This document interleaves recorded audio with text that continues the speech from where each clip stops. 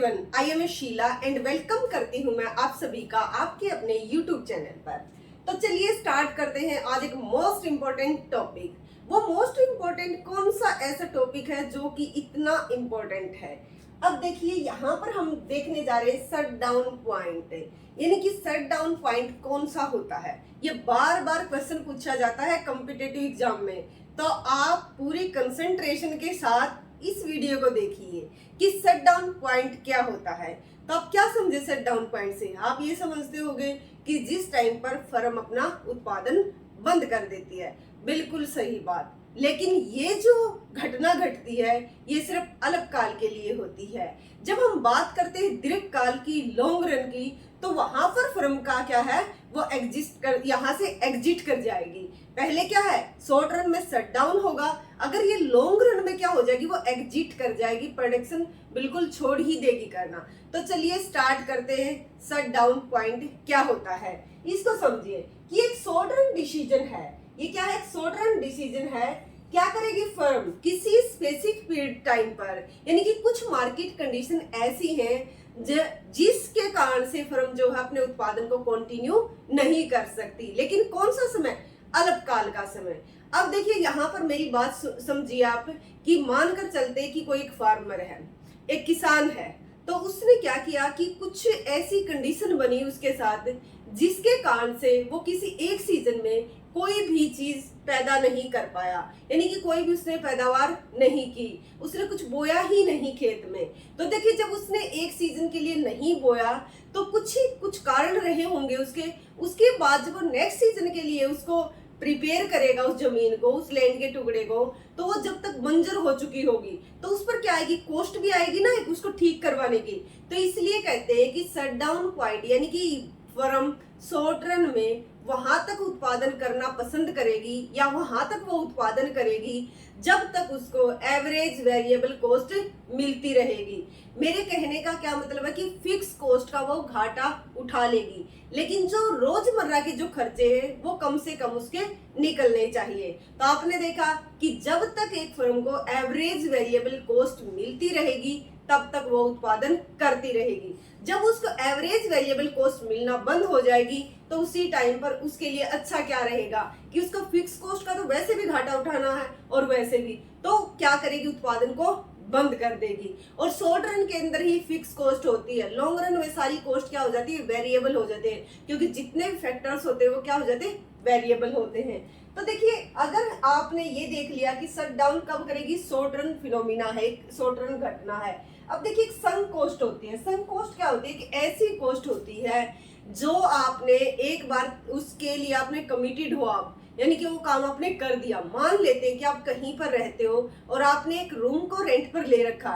जब आपने उस रूम को रेंट पर लिया, हो सकता है कि आपने उस रूम के अंदर क्या किया हो पेंट करवाया हो। तो जो आपने पेंट करवाया, जब आप उस रूम को छोड़कर जाओगे तो उस पेंट को साथ में उतार कर नहीं लेकर जाओगे। तो जो संक कॉस्ट होती है वो भी क्या होती है, एक तरीके से शॉर्ट रन मतलब शॉर्ट रन में ही होती है। जिस तरीके से क्या होती है, शॉर्ट रन में ही होगी। जैसे शट डाउन पॉइंट होता है ना, शट डाउन पॉइंट क्या होता है, वो भी शॉर्ट रन फिनोमिना है। और जो संक कॉस्ट होती है मैंने आपको बता दिया कि कौन सी कॉस्ट होती है, कि जो आप ऑलरेडी पे कर चुके हो, इस तरीके की कॉस्ट जो घट चुकी है, अब इसको रिकवर नहीं किया जा सकता। अब देखिए एग्जिट का क्या मतलब होता है। एग्जिट जो होता है, एग्जिट और एंटर, ये लॉन्ग रन की बात है। तो जब हम बात करते हैं एग्जिट की, तो इसका मतलब क्या है कि अगर मान लेते हैं, अभी वही किसान का हम एग्जाम्पल आगे एक्सटेंड करते हैं कि लॉन्ग रन में क्या करेगा, अगर उसको नुकसान होता रहा तो वो क्या करेगा, वहां से उस लैंड को हो सकता है कि सेल कर दे।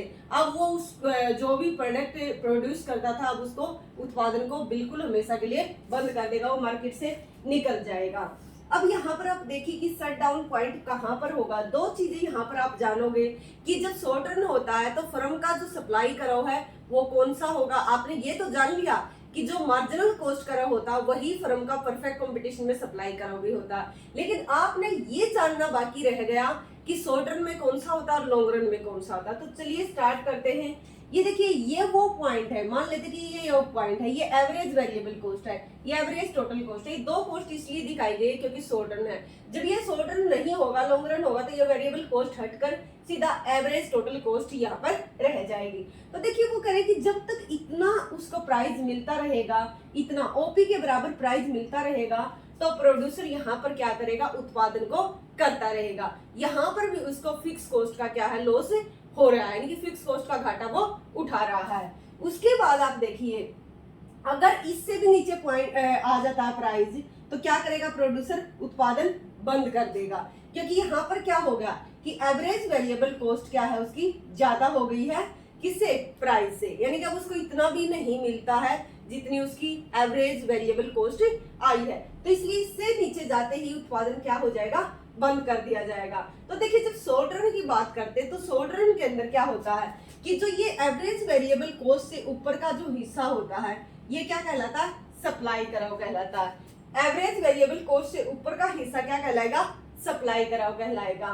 तो आपने ये चीज जान ली। अब देखिए, इसको एक तरीके से हम देख लेते हैं, ये टोटल रेवेन्यू है, ये वेरिएबल कॉस्ट है। जब आपकी एवरेज जब वेरिएबल कॉस्ट आपकी ज्यादा है किससे, कुल आय से, तो उसको हम शट डाउन पॉइंट बोलेंगे। और टोटल रेवेन्यू को अगर हम क्यू से डिवाइड कर दें तो आपको पता है कि एवरेज रेवेन्यू यहाँ पर निकल कर आ जाएगी वैसे तो, और ये VC डिवाइड बाई क्यू कर देते, ये एवरेज वेरिएबल कॉस्ट निकल कर आ जाएगी।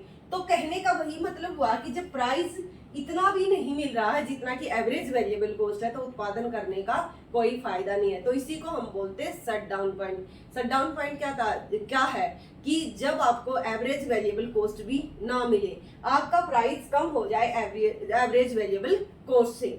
तो आपको ये चीजें सारी समझ में आ गई होंगी। अगर आपको किसी भी प्रकार की इस शट डाउन पॉइंट को लेकर कोई कंफ्यूजन है तो आप कमेंट बॉक्स में पूछ सकते हैं। और वीडियो अगर आपको पसंद आती है तो वीडियो को लाइक कीजिए, शेयर कीजिए, सब्सक्राइब कीजिए। अगर आपको वीडियो नहीं पसंद आती है तो आप डिसलाइक कर सकते हैं, लेकिन उसका कारण लिखिए कि हमें वीडियो इसलिए पसंद नहीं आई। तो थैंक यू। यहाँ